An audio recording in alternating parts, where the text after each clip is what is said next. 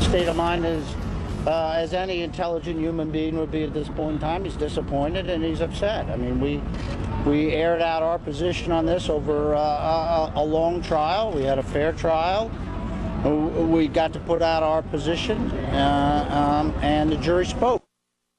Well, that was Dr. Kermit Gosnell's defense attorney, Jack McMahon, describing his client's reaction after he was convicted of first-degree murder in the deaths of 3 babies born alive after Dr. Gosnell performed botched abortion attempts on them. Last week, Gosnell was sentenced to more than 3 consecutive life sentences behind bars after operating a Philadelphia clinic for decades, where he performed hundreds of illegal late-term abortions. The clinic was described by investigators as a filthy, decrepit house of horrors, where Gosnell demonstrated very little concern for his patients or their babies. Now some are shocked to hear that Gosnell was, quote, disappointed and upset over his conviction, and wondering whether he expressed any such sentiments for his victims. Joining me now in his first cable news interview since the verdict, Kermit Gosnell's attorney, Jack McMahon. Jack, thank you very much for being here, and I want to make clear from the outset, we don't tar the attorney with the sins of the client. That's not the way this system works. Thank God. In this country. But let me just pick up with you there, because, you know, coming out and describing him as upset, and we heard testimony that he wasn't upset when he was aborting these babies, and he was laughing about how one baby was big enough to walk him to the bus stop. It was a moment, it was a little surreal to hear about how upset he was at his own fortune. Your thought? Well, I mean, that was the question that was asked to me, how he was feeling. The honest answer was he was upset. I mean, he had a trial. We put out our position. We tried to win the case. And anytime you try to win and you lose a large portion of the case, you're going to be disappointed. I don't care who you are. I mean, that's just a normal human reaction. I don't think it's anything indicative of anything nefarious on his part. That's just being a human. You spent a lot of time with him. And I mean, it's funny you should say just being a human, because that was one of the questions raised by the prosecution in this case, was what kind of a human being could do this, could abort babies that were, you know, 30 weeks along. I mean, these are babies. These aren't embryos. These are babies that can survive outside the womb. What was your experience with Dr. Gosnell? Well, as I said before, Dr. Gosnell was a dream client. In this business, some of them aren't a dream. And for 2.5 years, he's been nothing but a gentleman, polite, understanding, fully appreciative of the work that I've done for him. A complete gentleman. I mean, he's a soft-spoken man. He's an intelligent man. And, you know, I'm not going to sit there and tell you that things didn't get out of hand and things went a bit awry at that location. But as far as the totality of Dr. Gosnell, he's not just defined by the events of 2008. He's defined by 72 years of life. A bit awry.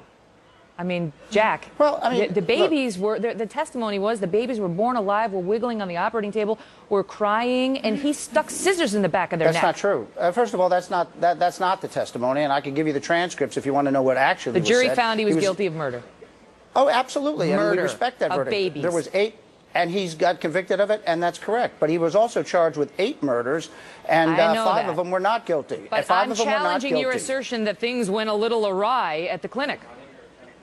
Well, it did, because there was no oversight for over 18 years. Nobody ever came and looked at that location, and things went downhill. I would agree with that. That place should have been checked on a yearly basis. It should have. That was all definitely abortion one of the clinics. problems. That was definitely one of the problems. There's no oversight. question. But you know what the #1 problem was? Dr. Kermit Gosnell.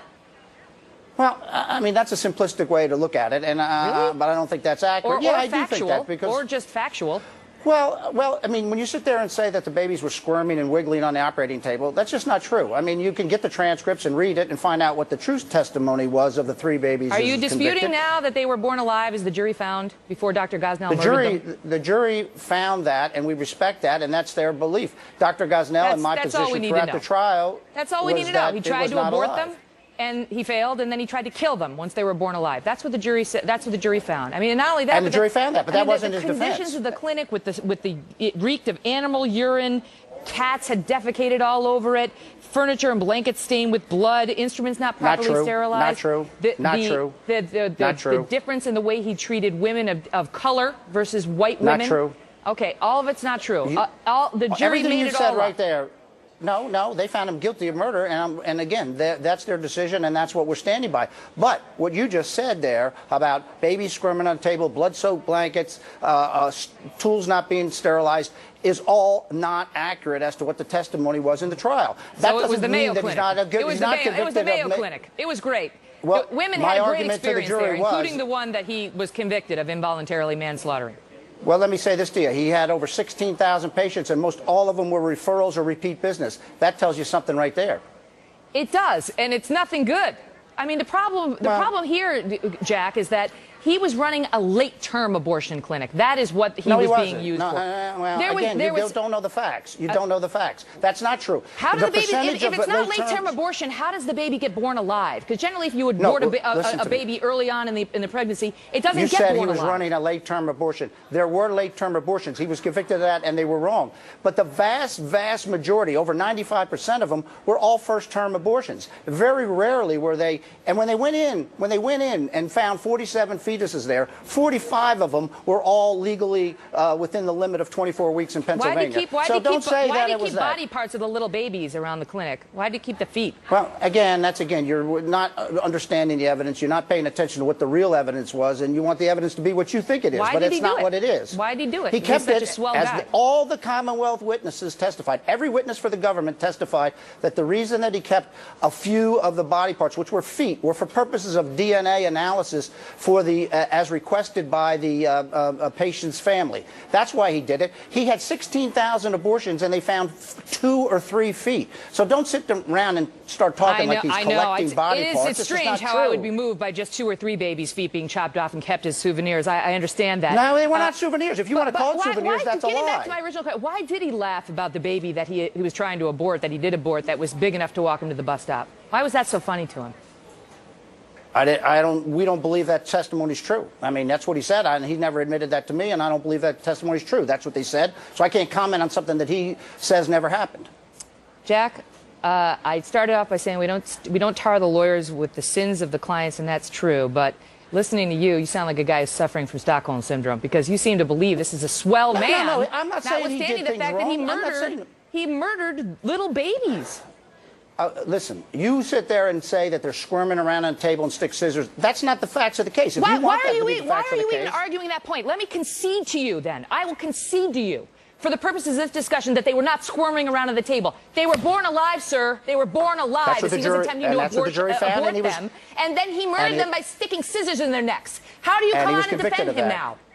I'm defending. We presented a defense for 2 months that these babies were not born alive, that they were injected with a pharmaceutical digoxin, which causes fetal demise, that was requested by the women, that they agreed to, and that these babies were dead in utero, as evidence in the case suggested, and the medical examiner also said that. The babies have rights of their own when they are past 24 weeks in the state of Pennsylvania. It's not between the woman and her doctor.